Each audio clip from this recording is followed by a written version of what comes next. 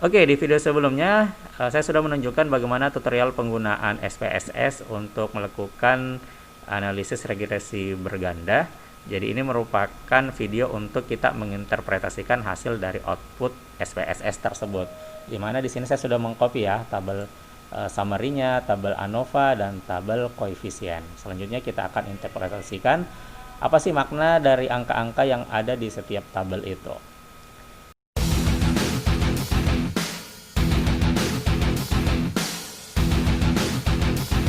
Oke, yang pertama adalah model summary-nya. Di sini yang kita fokuskan, yang saya beri tanda warna kuningnya ini 0,933. Jadi 0,933 ini merupakan R square-nya. Jadi R kuadratnya sebesar 0,933 atau kalau dalam bentuk persennya adalah 93,3%. Artinya apa angka tersebut? Jadi dari hasil analisis regresi berganda diperoleh nilai koefisien determinasi R kuadrat sebesar 0,933 yang dapat diartikan bahwa pengaruh semua variabel bebas baik X1 dan X2 terhadap variabel terikat adalah sebesar 93,3%. Jadi variabel harga beras dan pendapatan itu berpengaruh sebesar 93,3% terhadap permintaan beras, sedangkan sisanya 6,7% itu dipengaruhi oleh variabel lain yang tidak dimasukkan di dalam model perhitungan seperti itu. Jadi kalau dilihat dari angkanya 93,3% ini kontribusinya bagus ya, karena mendekati 100% atau mendekati angka 1 kalau kita lihat 0,933. Jadi semakin mendekati angka 1 itu semakin baik. Lanjut di tabel ANOVA, interpretasinya ini untuk melihat bagaimana pengaruh secara simultan variabel bebas keseluruhan terhadap variabel terikat. Jadi ini merupakan tabel yang menunjukkan uji F itu sendiri. Jadi teman-teman bisa lihat yang di kolom sini yang warna hijau F, ini merupakan F hitung yang 48,906. Sedangkan yang kolom signifikan ini merupakan nilai signifikansi 0,000. Kalau kita menggunakan SPSS untuk melihat apakah ada pengaruh atau tidak secara simultan, itu kita cukup lihat ini saja sih, sebenarnya sudah cukup. Kita cuma lihat nilai signifikannya, dimana jika nilai signifikannya itu lebih kecil dari profitabilitas sebesar 0,05, maka kita bisa simpulkan atau kita bisa interpretasikan terdapat pengaruh nyata atau signifikan seluruh variabel bebas baik harga beras dan pendapatan secara simultan bersama-sama terhadap variabel terikat atau permintaan beras. Jadi kalau mau lihat ada pengaruh signifikan atau pengaruh nyatanya, cukup dilihat saja nilai signifikannya. Jika lebih kecil dari 0,05 maka signifikan secara simultan atau bersama-sama. Namun jika nilai signifikannya itu lebih besar dari 0,05 maka tidak ada pengaruh nyata seluruh variabel bebas secara simultan terhadap variabel terikat. Seperti itu.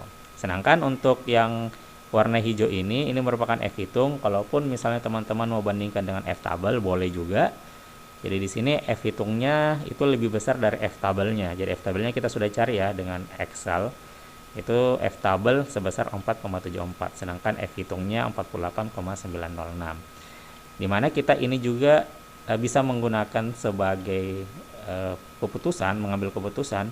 Jika F hitungnya lebih besar dari F tabel, maka terdapat pengaruh yang signifikan atau terdapat pengaruh yang nyata secara simultan. Namun jika F hitungnya lebih kecil dari F tabel, maka tidak terdapat pengaruh yang nyata atau signifikan secara simultan seluruh variabel bebas secara simultan terhadap variabel terikat.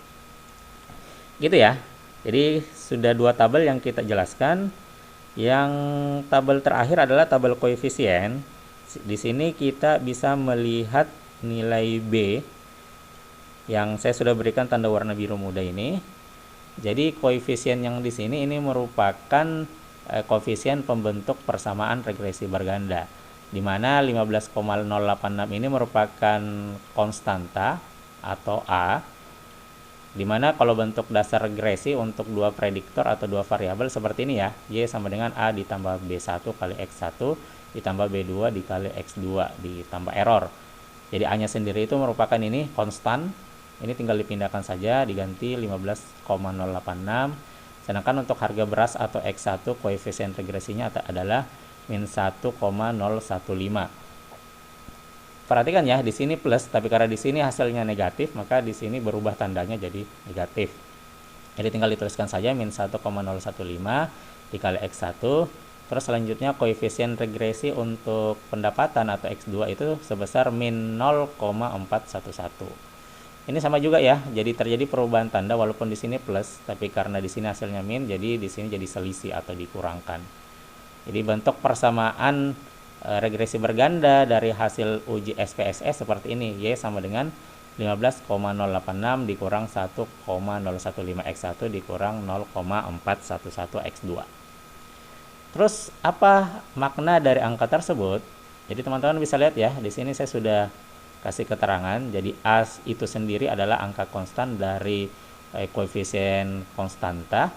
Dalam kasus ini nilainya sebesar 15,086. Angka ini merupakan angka konstan yang mempunyai arti bahwa jika tidak ada variabel X1 atau X2, maka nilai permintaan beras sebesar 15,086. Jadi kalau misalnya variabel harga beras dan pendapatan kita abaikan atau mungkin kita kalikan dengan 0, maka tetap ada permintaan beras sebesar 15,086.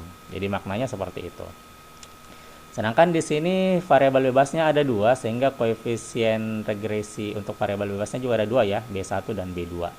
B1 sendiri itu merupakan angka koefisien regresi yang mewakili untuk harga beras. Di kasus ini nilainya sebesar min 1,015. Angka ini mengandung arti bahwa setiap penambahan satu nilai harga beras X1, maka nilai permintaan beras akan meningkat sebesar min 1,15. Jadi perhatikan catatannya di sini, karena nilai koefisiennya adalah negatif, jadi hubungannya adalah negatif atau berbalik arah. Maksudnya seperti apa? Jika harga beras naik, maka akan mengurangi permintaan beras. Jadi semakin tinggi harga beras, maka akan semakin menurunkan permintaan beras. Seperti itu. Jika ini dalam karya tulis ilmiah, adik-adik harus mungkin butuh teori penunjang. Jadi jika harga suatu barang naik, ya biasanya sih akan mengurangi permintaan, biasanya seperti itu. Gitu ya. Selanjutnya untuk B2-nya sendiri itu nilainya juga min 0,411. Jadi B2-nya adalah angka koefisien regresi. Di dalam kasus ini B2 sebesar min 0,411. Angka ini mengandung arti bahwa setiap penambahan satu nilai pendapatan, maka nilai permintaan beras akan meningkat sebesar min 0,411. Perhatikan nilai B2-nya juga adalah negatif, jadi hubungannya adalah negatif atau berlawanan arah. Ketika pendapatan naik, maka permintaan beras menurun, atau ketika pendapatan menurun, maka permintaan beras naik. Itu yang dimaksud dengan hubungan negatif. Yang satu naik, satu turun. Yang satu turun, satu naik. Seperti itu. Kecuali kalau misalnya di sini hasilnya plus ya, maka dia hubungannya positif atau searah. Jadi jika X1-nya naik, maka Y-nya juga naik. Seperti itu. Oke, jelas ya. Jadi untuk lagi-lagi kalau dalam karya tulis, adik-adik juga harus ada teori penunjang. Kenapa kalau misalnya pendapatan seseorang naik, itu akan menurunkan permintaan beras. Bisa saja saya berasumsi kalau pendapatan orang naik, maka ada kecenderungan untuk membelanjakan uang tersebut untuk pengganti dari beras itu sendiri. Jadi istilahnya baru nambah penghasilan sedikit, ya mau gaya-gayaan sedikit lah, tidak makan beras begitu. Mungkin bisa seperti itu asumsi saja. Oke, selanjutnya dari tabel yang sama koefisien, kita bisa melihat nilai T hitung dan nilai signifikansi. Di mana di tabel koefisien ini merupakan kita uji T ya, atau kita mau melihat pengaruh secara parsial variabel harga beras terhadap permintaan beras dan variabel pendapatan terhadap permintaan beras. Karena kita mau lihatnya secara parsial, bagian per bagian atau variabel per variabel, makanya di sini saya pisahkan. Kita mau lihat dulu pengaruhnya harga beras X1 terhadap Y. Nah, di mana adik-adik atau teman-teman bisa lihat nilai signifikannya, perhatikan untuk harga beras itu 0,124. Kita bandingkan saja dengan probabilitas sebesar 0,05. Jadi ternyata 0,124 ini lebih besar dari 0,05. Jadi kalau nilainya lebih besar, maka kita bisa menyimpulkan tidak terdapat pengaruh nyata atau signifikan variabel bebas, yaitu harga beras terhadap variabel terikat secara parsial. Jadi karena nilainya lebih besar dari 0,05, berarti harga beras ini tidak memiliki pengaruh yang nyata atau signifikan terhadap variabel bebas, variabel terikat. Seperti itu. Kecuali kalau misalnya nilainya lebih kecil dari 0,05, maka terdapat pengaruh yang nyata secara parsial. Seperti itu.